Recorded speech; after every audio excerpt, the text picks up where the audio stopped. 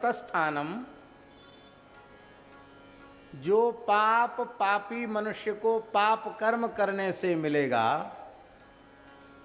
वही पाप उस पाप की सूचना देने वाले को मिल जाता है। उस पाप का वर्णन करने वाले को, निंदा करने वाले को वही पाप लग जाता है जो पाप करने वाले पापी को जो पाप लगा। तो उसी पाप की चुगली करने वाले को, निंदा करने वाले को वो पाप लग जाता है। इसलिए धर्मात्मा पुरुष कभी किसी की निंदा नहीं करते। धर्मात्मा पुरुष की पहचान है, अनिंद्य की निंदा तो नहीं ही करनी चाहिए। महत्पुरुष तो निंद्य की भी निंदा नहीं करते हैं। ये बड़ी सूक्ष्म बात है निरुद्धाचार्य जी। अनिंद्य की निंदा तो नहीं ही होनी चाहिए, पर जो निंदा की योग्य है उसकी निंदा क्यों ना हो।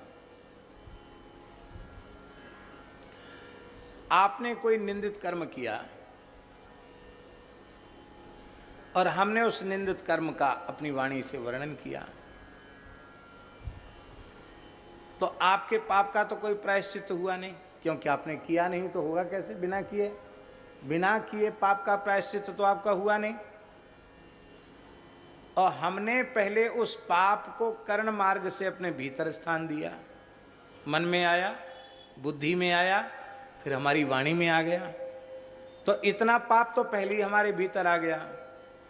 फिर जो पाप, महाराज जी, फिर जो पाप एक बार मन में आया है, बुद्धि में आया है, वाणी में आया है, वह दिन दूर नहीं कि वह पाप तुम्हारे व्यवहार में भी आ जाएगा। जो मन वाणी में आया है वो क्रिया में भी आएगा ही।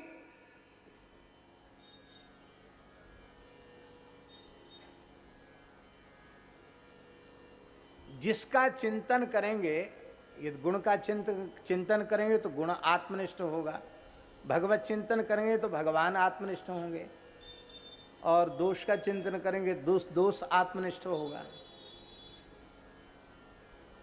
और ये बात बिल्कुल पक्की है। पाप करने वाले पापी को जो पाप लगता है वही पाप उस पाप की चुगली करने वाले को लगे, वही पाप।